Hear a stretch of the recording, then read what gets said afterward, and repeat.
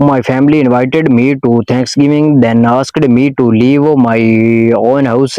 The moment my mother stood up at Thanksgiving dinner and said, "You have done enough for this family. Maybe it's time you moved out." Everyone at the table went silent. What she did not know was that I had already discovered the secret they had been hiding for me for months. And by the end of that night, it was not me who was leaving the house. My name is Emile, and this is how my family problem. I was the opposite.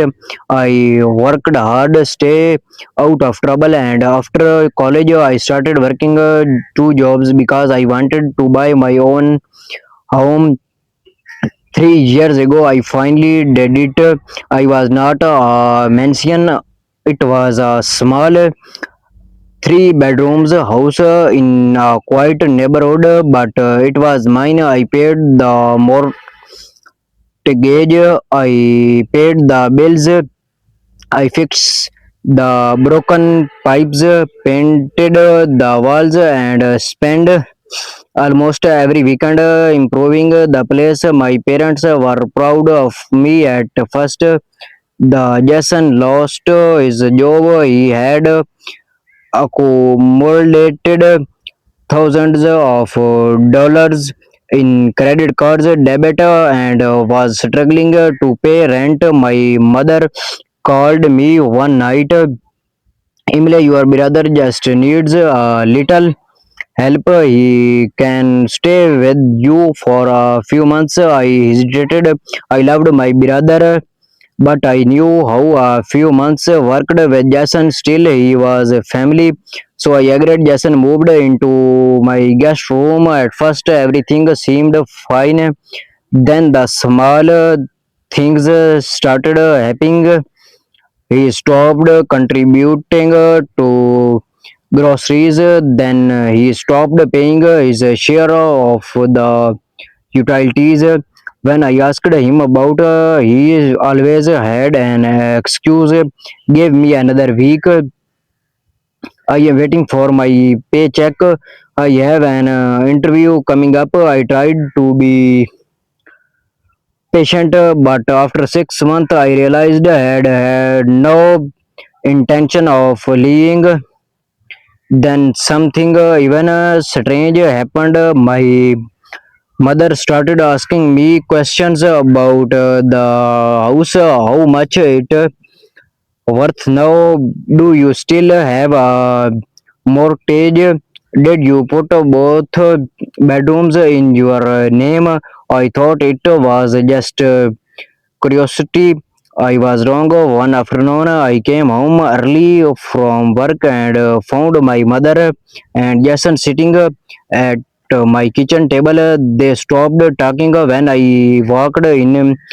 What were you discussing? I asked. Nothing important, my mother replied, but the look on Jason's face told me everything. A few days later, I received a letter from my mortgage company. There had been an inquiry about refinancing my property. I called immediately. The representative told me someone had recently contacted them asking about the possibility of refinancing the house. I asked how they could not give me many details, but they confirmed the request was not made by me. That night, I confronted Jason. Did you try the refinance? My house, he laughed. Why would I do that? I did not know, Jason. You will tell me. He became angry. You always thinks everyone is trying to steal something from you. I did not argue. Instead, I started looking into everything, and then I found the truth. Jason had been telling our parents that I was planning to sell the house and move across the country. He had also convinced them that because he had lived there for more than 6 months, he deserved a share of the property. It was ridiculous. But then I discovered something worse. My mother had been telling her relatives that I was selfish for refusing to help my struggling brother. He had created an entire story where Jasana was the victim and I was the heartless sister. So I stopped refunding myself. I simply waited. Thanksgiving arrived. My parents invited everyone to my house became because according to me mother it was the family home that sentence bothered me, but I stayed quiet. During dinner, Jason announced that he had found a new apartment. Everyone clapped. I smiled. Then my mother stood up before we celebrate. She said, "There is something, Emily, and I need to discuss."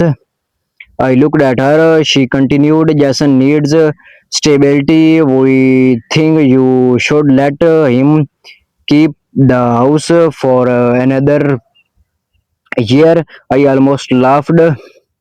You want me to move out of my own house?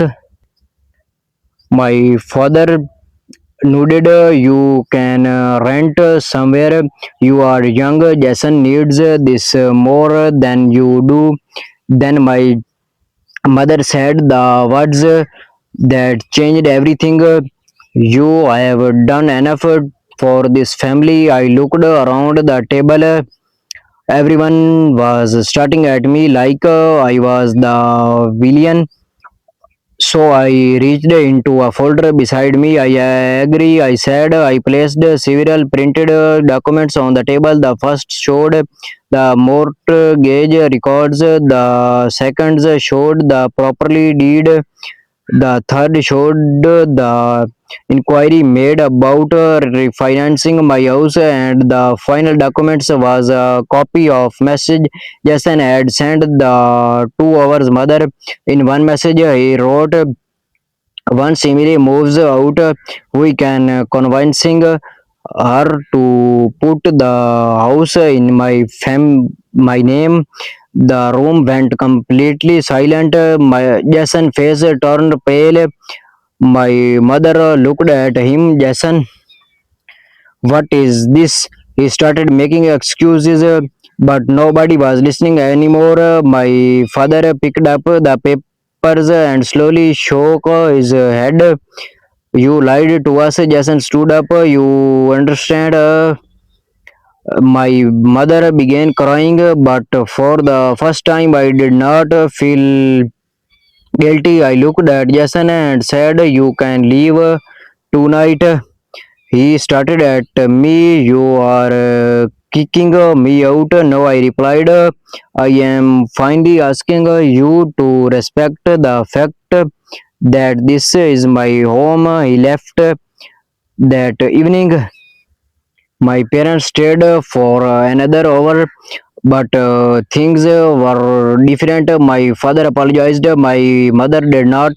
She told me I had embraced the family. I simply told her I did not embrace anyone. I exposed what was already happening. A week later, Jason moved into a small apartment. He eventually found another job. My parents and I slowly rebuilt our relationship, but things were never the same as for me. I still live in that little house.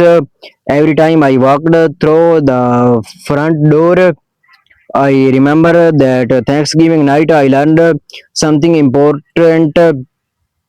Sometimes the people who call you selfish are the same house who benefits the most from your kindness, and being a family does not give anyone the right to take advantage of you. If you enjoy this story, Subscribe to the channel and press the bell icon for new one family drama stories. And thanks for watching.